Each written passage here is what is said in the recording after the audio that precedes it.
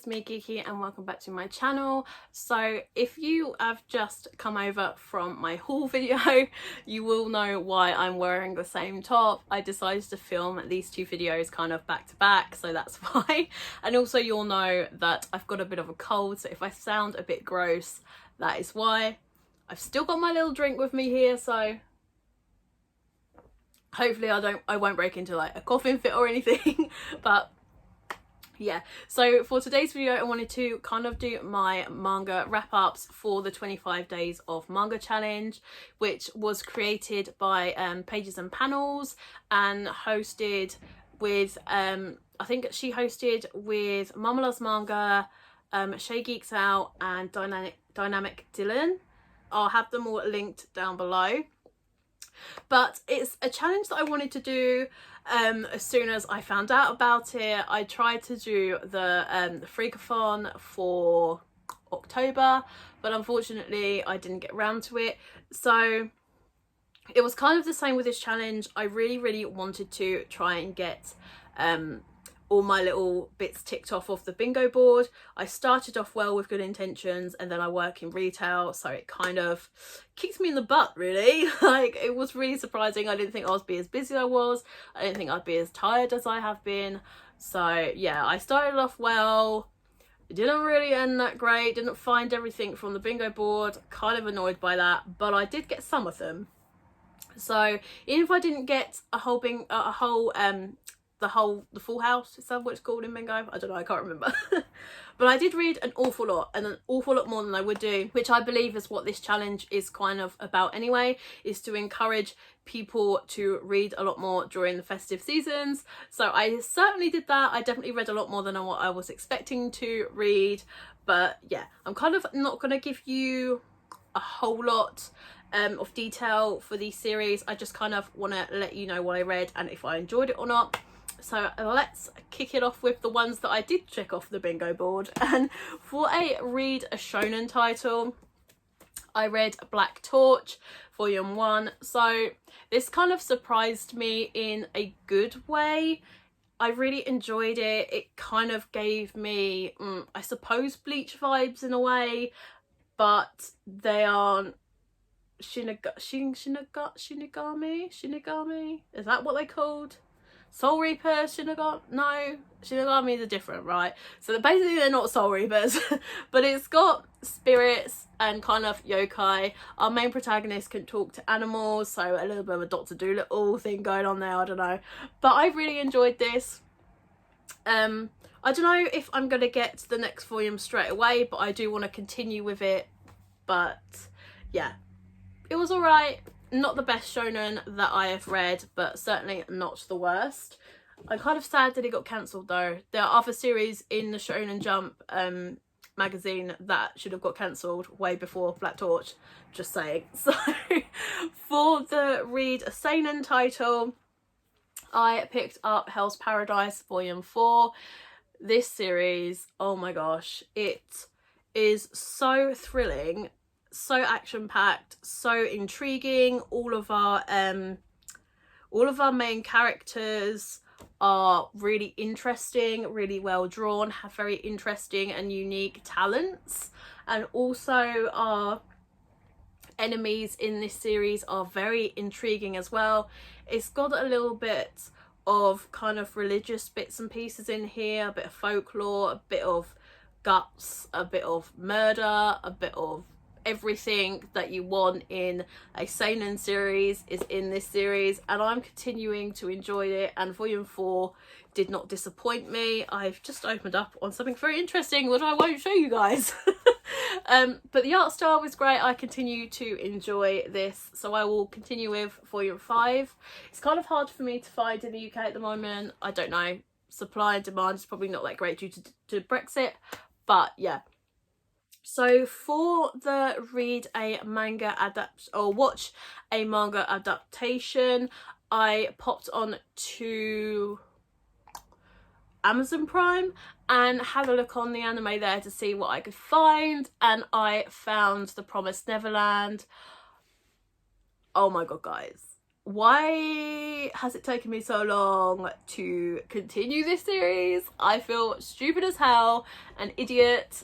All you guys have been saying that it's been fantastic, on the community on Instagram has been saying it's amazing, the YouTube community has been saying it's amazing. I feel like a complete moron. So I watched the first season, absolutely fell in love with it. Season 1 is so well done. I love the camera angles that they've decided to go with this. I say camera angles, but it's not a camera. You guys know what I mean, right? Like just the frames that they've put into it, like the art style, the animation, the actual soundtrack. It just gives me like goosebumps, like thinking about it. I loved it so much, and I love that we ended up kind of leaving it on a cliffhanger for season 1, and I'm super excited that season 2 is coming out in January. I have watched the trailer, and let's just say I cannot wait to see what happens next. I know what happens next, and I will tell you why, because instead of continuing on with the bingo board, I kind of went off into a tangent after watching the anime adaptation. So what did I do after watching the anime adaptation? Well, I decided to continue the manga. So for the second shonen series that I read this month, I read volumes 6 through 17 of The Promised Neverland, and oh boy did it not disappoint. I absolutely loved this series. I love our main protagonists. Our female lead, Emma, she is a kick-ass character, and I'm not just saying this because her name's Emma, although it helps. But it's just such an amazing series. The side characters, our main 3 characters, Ray, Norman and Emma, are fantastic. They work absolutely fantastically together.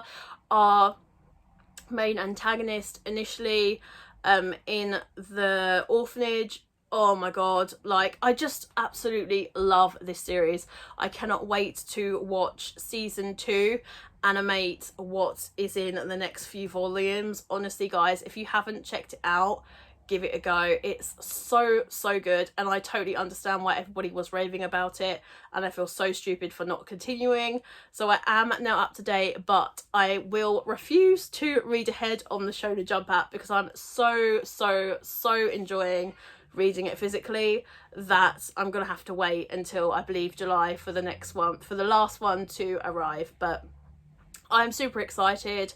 I can't wait to see what happens next. This for me is definitely a 10 out of 10 if I was to rate my series after I've read them. This is, well, it's more than a 10 out of 10. This is like a 20 out of 10. It's fantastic. I did actually read a josei and a shoujo title. However, I've read more than one shoujo title. But the first one was Living Room Matsunaga-san, volumes 1 and 2. Oh my god, I absolutely loved this series. Now I'm gonna like throw out a warning here. This is an age gap romance between a high school student and a gentleman in his mid-20s, mid to late 20s. He's about 27, I think Matsunaga-san is. But oh my god, it's so cute, so heartwarming. My heart just melts. Matsunaga-san is such a sweetheart, so cute. I love the whole setting of this series. So it's in a, can't remember what the word is. Oh, what is it called? Boarding house. It's a boarding house, that's what it is. So Miko ends up moving into her uncle's boarding house because her family has problems with their grandparents, and she has to go and her mum has to go and look after her grandmother, I think it was. So she moves in to her uncle's boarding house to kind of make it easier, lessen the load for her mum to do. When she moves in, she finds out that she is in a boarding house with a lot of other adults, and Matsunaga-san just so happens to be one of those adults. He is a sweetheart. He takes care of her. He looks after her. He's a bit like a mother hen to the whole group of characters, or the whole group of adults that live in the boarding house. But oh my gosh, I've fallen in love with this series so much, and I cannot wait to get up to date with this. I can assure you, once I get paid, this will be up to date. I am so in love with this series. Matsunaga-san, I don't care if he's a 2D character, he is fine. Like, he is so cute.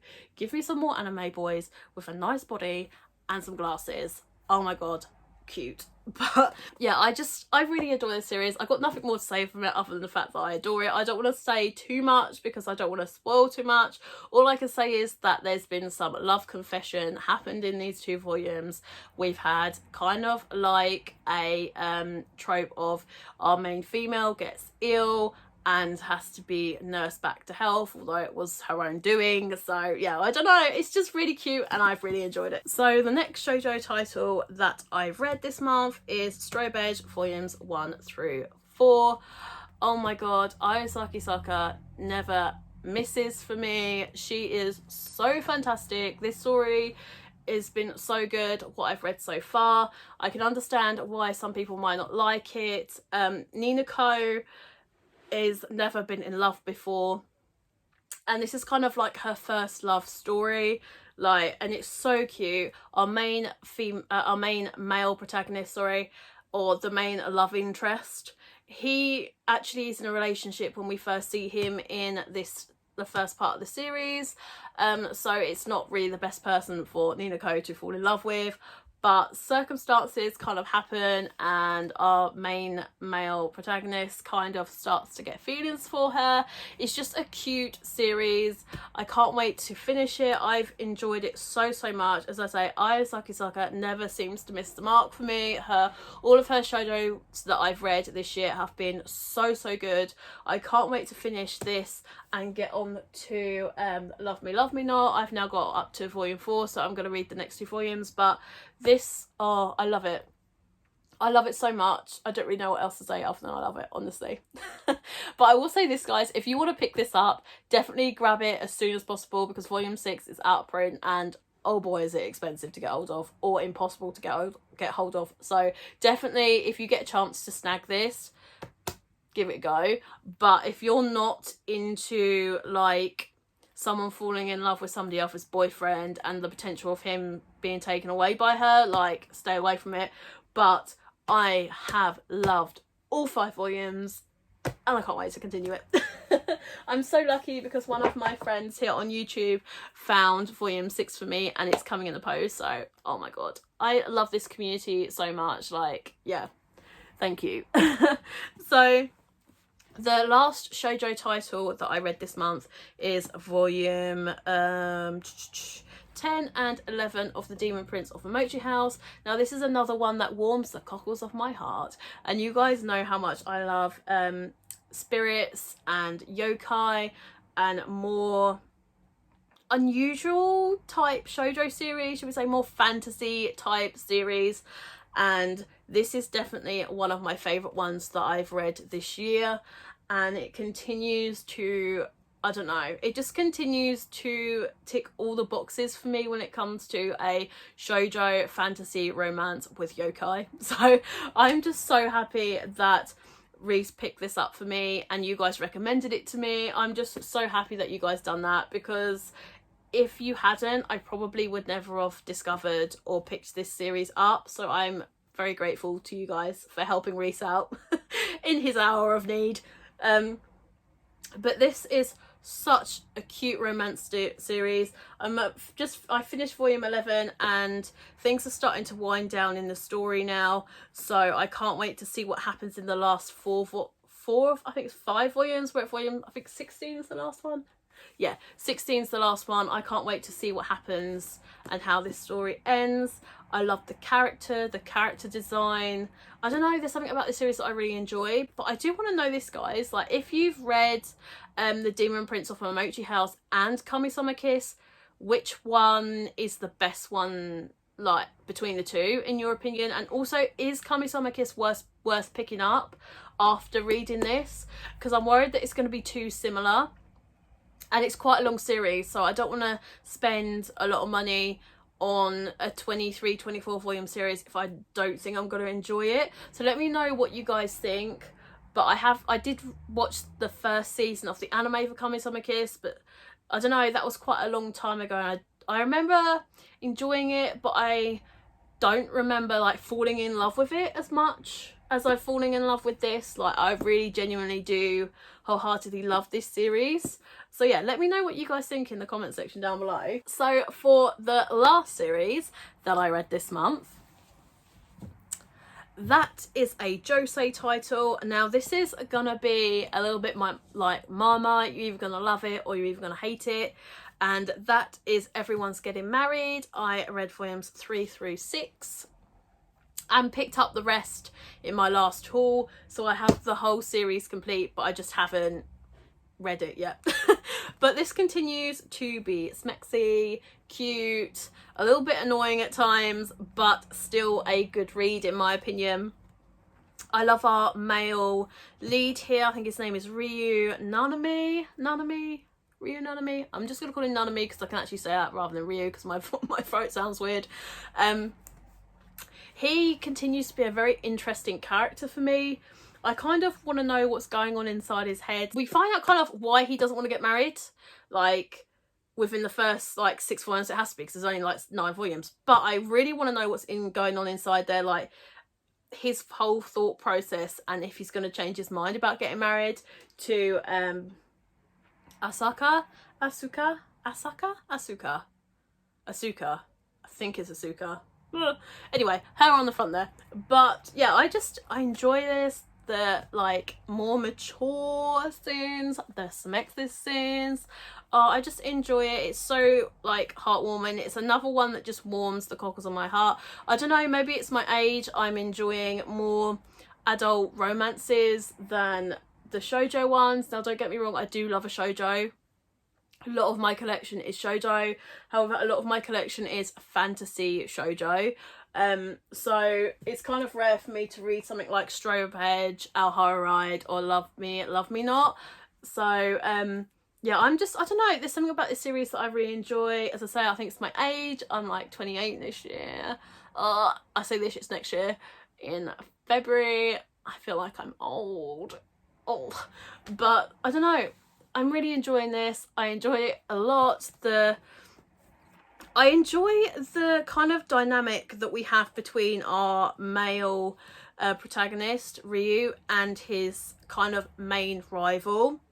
Like, when they move out of their separate apartments into an apartment building, into an apartment together, and they find out that he actually lives in the same apartment, it's just so funny, their interaction as a 3. It just, I don't know, there's something about it that just makes me giggle every time I see them interact together. But yeah, I just continue to enjoy this series, and I really need to finish reading 7, 8 and 9 to find out what happens, but I kind of don't want to because I don't want the story to end, but I want to know what happens, if that makes sense. I don't know, do you guys ever have that problem where like you come to an end of the series and you've got like 3 or 4 volumes left, you want to know what happens, but at the same time you don't want the journey to end? That's kind of like how I'm feeling right now with this series. And the same with Alhara Ride. I've had 11, 12 and 13 for like a good while now, but I still haven't finished it because I don't want the series to end. So yeah. I'm weird, I know. But yeah, that is all that I read for the 25 days of manga. Now, I know it kind of wasn't how the rules were, but I know at the same time, at least I read a lot more than what I would normally read. So I'm so happy because honestly, you've seen some of my wrap-ups recently or when I've done them, and I definitely haven't read as much as what I've read this month. So I'm super happy, especially because of how busy I've been and how like sick I am now. I'm just really happy that I managed to read as much as I did. And also watching The Promised Neverland, it was fantastic. Honestly couldn't fault it. Also, I actually watched part 1 of Dr. Stone, Disc 1 part 1. I haven't finished the whole part 1 yet, but I've really enjoyed that as well. So yeah, let me know if you guys done this challenge down below in the comment section. Let me know what you've read recently, what you've watched recently. I really want to know what it is that you guys have been up to. It's been a while. I kind of want to do another live stream. I say this every time, but I genuinely do. I just need to kind of think of the time zones and all that stuff, so I might do it within the next week, I'm thinking, for sure. But yeah, I hope you guys had a great Christmas, and I hope you guys have a good new year as well. Wherever you are in the world, take care, and yeah, I will see you in the next one, guys. Bye bye.